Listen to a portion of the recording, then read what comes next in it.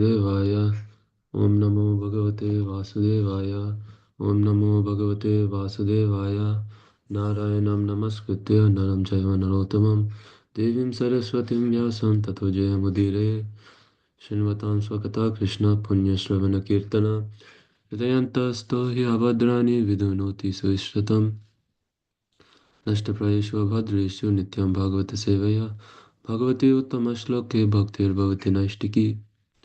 So today we'll just be doing a chapter overview for chapter 16, which is named Praise of King Prithu by the professional reciters. Namo Vishnupadaya Krishna Pristaya Bhutale Srimati Bhaktivedanta Swami Niti Namine Namaste Saraswati Devi Gauravani Pracharine Nirvishesha Shunyavadi Paschatya Deshatarine Jai Shri Krishna Chaitanya Prabhu Nityananda Shri Advaita Gadadhara Shivasadi Gaura Bhaktarinda Hare Krishna, Krishna Krishna, Hare Hare, Hare Rama, Rama Rama, Hare Hare. Hare Krishna, everyone. So, yesterday, I'm sure we had a nice summary and went over that. So I'll jump straight into chapter 16 and how uh, it'll unfold.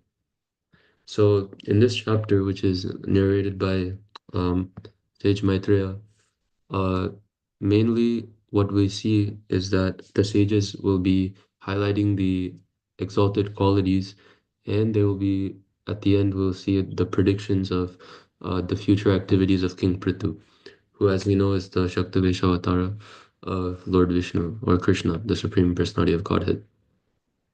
So all these professional reciters are guided by the sages, and they glorify King Prithu, and they acknowledge once again his divine origin and also all of the unparalleled characteristics that he has.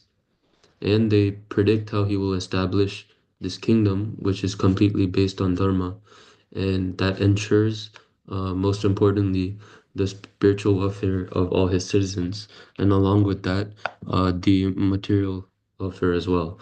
And all of this is also something that is exemplified for us, so then we can also follow his example in leadership or in doing our part in society to, purify everyone around us. So the chapter starts off with all of the bards being very pleased by what King Prithu has said in his speech. And so they continue to praise him. And first, they start off with King Prithu's divine qualities, and they explain how King Prithu upholds dharma and acts like the demigods, and then they go on to compare his actions with the devatas, and then uh, they get to naming all the various qualities of King Prithu, and then lastly, in this chapter, they will be predicting King Prithu's future activities. So, King Prithu's divine qualities uh, will be shown in mainly three different ways. So, firstly, as a Shaktavesha Avatara, which means as an empowered incarnation, King Prithu's life and actions are explained to be a direct manifestation of Lord Krishna's mercy. And secondly, they talk about his humility and tolerance. And they say that he's forgiving even to people who will, trample upon him. And third, they talk about his demeanor. So his loving glances and his affectionate demeanor will make him a father-like figure to his citizens. And so this chapter will uh, have a lot of relatable topics as recently we've just had a voting and election. So we will see here what it truly means to be a leader according to the Shastra, as described in this chapter.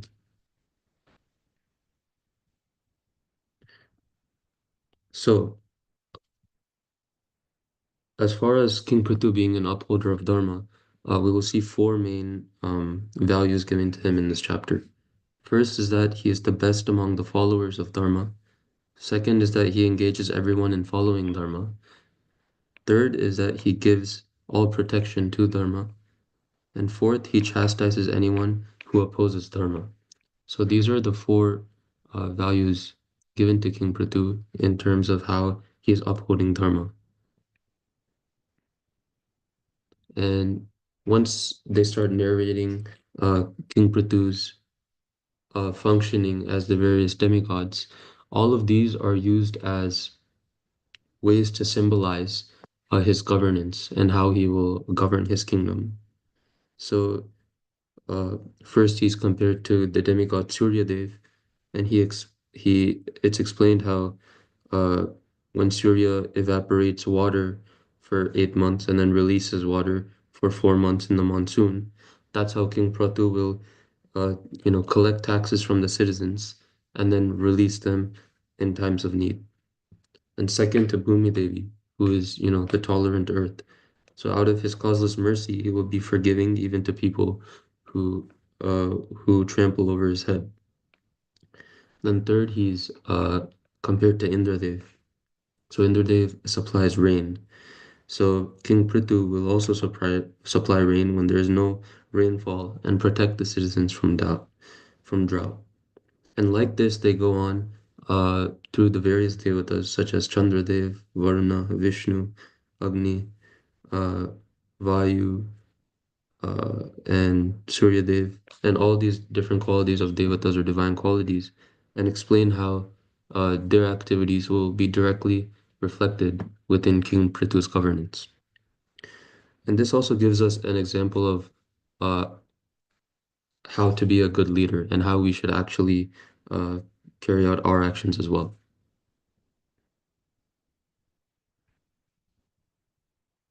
And then starting around the second half of the chapter, they'll be going into the different qualities of King Prithu.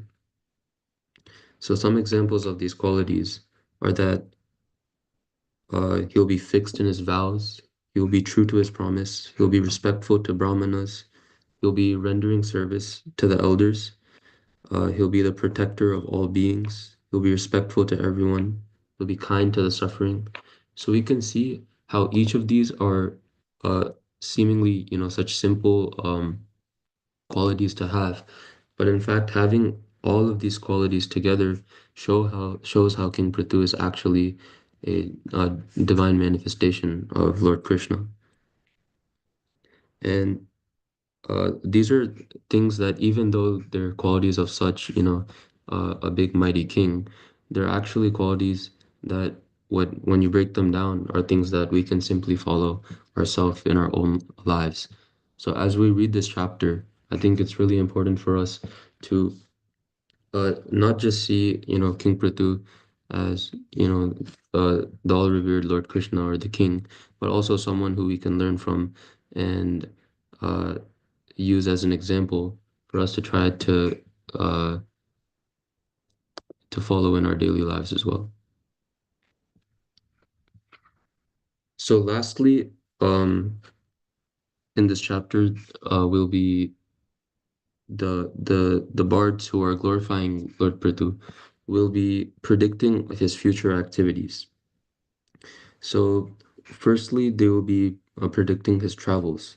So they'll talk about how King Prithu will travel on his victorious chariot with his invincible bow, and he will be going around the globe. And all the kings and demigods will offer him presentations, and their wives will glorify him, and they will be considering him the original king. So this is just kind of shows how, he will travel around the globe and everyone will be glorifying him.